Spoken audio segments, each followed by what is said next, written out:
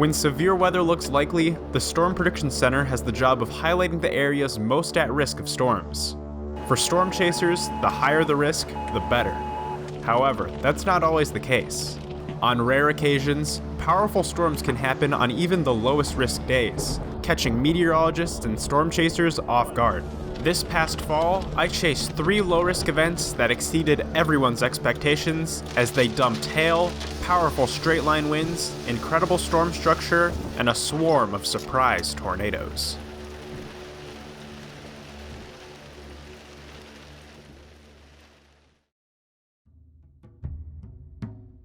On September 20th, 2022, the Storm Prediction Center highlighted a marginal risk across southern Wisconsin and northern Illinois.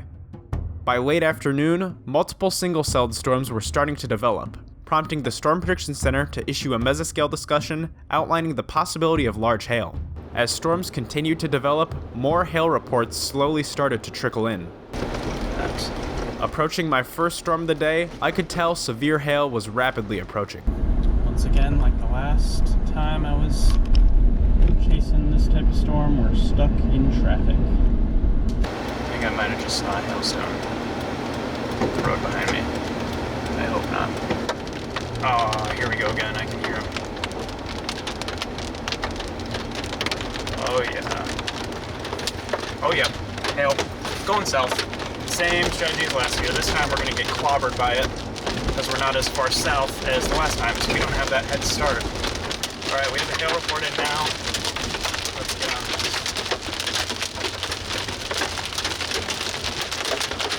Right through the core, right through it.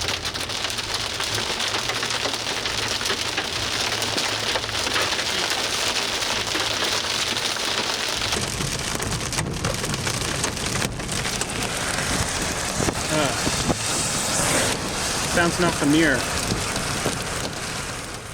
After narrowly escaping the largest hailstones, this pulse storm was starting to dissipate, but a larger cell was moving in from the west. The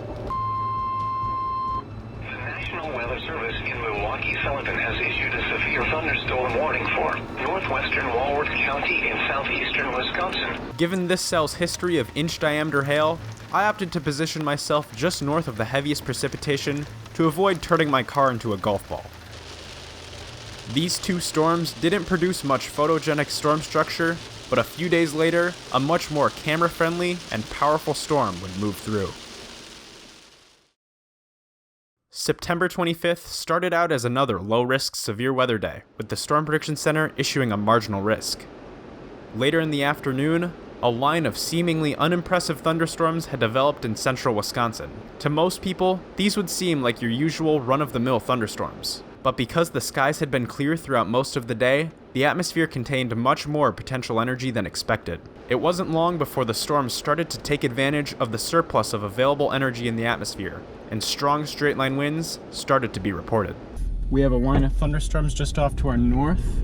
I wasn't really expecting to chase today given the marginal conditions, but we have a little severe thunderstorm warning that's popping up, and the storm looks pretty decent on radar, so might as well head out and check it out because we got nothing else going on and the season seems pretty dead at this time of year. So we're gonna go take a look at this storm, see what it's doing. And there she is.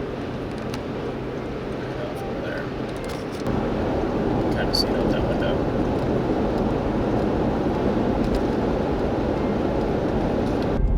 Not a fan of all these trees around. I can't see. Same with all this corn.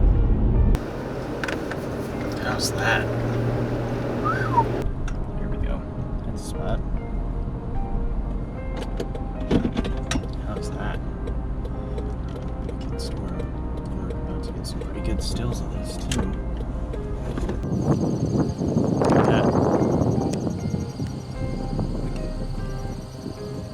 I'm gonna get some stills of this thing. Look at that thing. That is wicked.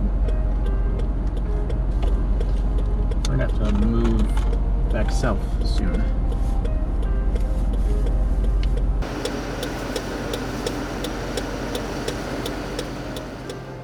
With winds up to 70 miles per hour rapidly approaching, it was time to pack up and move to a safer position. Here comes the rain.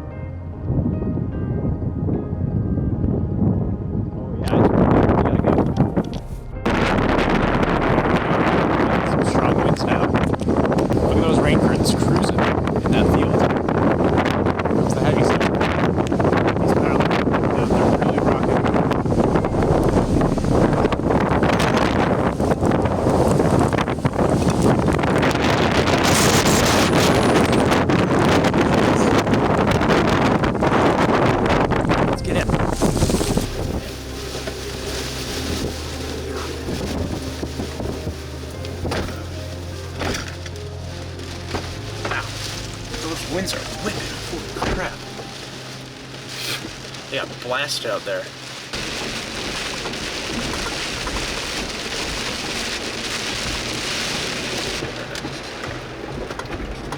Over trees. Oh, there's a lot of tree limb right there.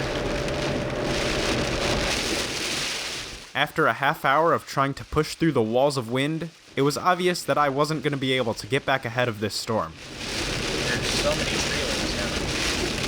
For a while, I thought I was done chasing for the season, until Mother Nature threw me a curveball.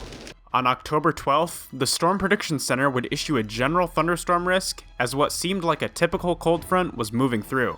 As storms moved in, a combination of forcing near the cold front and an abundance of low-level wind shear would create the perfect ingredients for a potentially deadly surprise: an outbreak of fast-moving, rain-wrapped tornadoes. Oh yeah, there it is. That's a big old storm base right there. And that's where we're stopping. That's a big RFD cut in there. Classic RFD cut.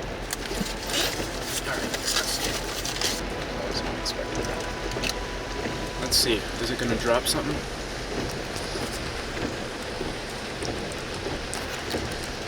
Definite wall cloud. Textbook wall cloud on that. Caught in the RFD now. I can tell. I'm gonna get a still of this. As this storm passed to my north, it displayed textbook supercell storm structure with a well-defined RFD cut, wall cloud, and a funnel beginning to slowly lower to the ground. Strong RFD! Strong RFD! Strong rear flank downdraft. Holy crap, that is whipping. Let's get in. That RFD is whipping.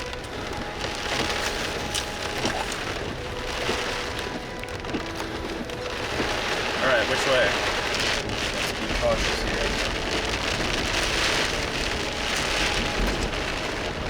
I go north a little bit. Hidden somewhere in the rain up ahead, a brief EF0 tornado would find its way to the ground.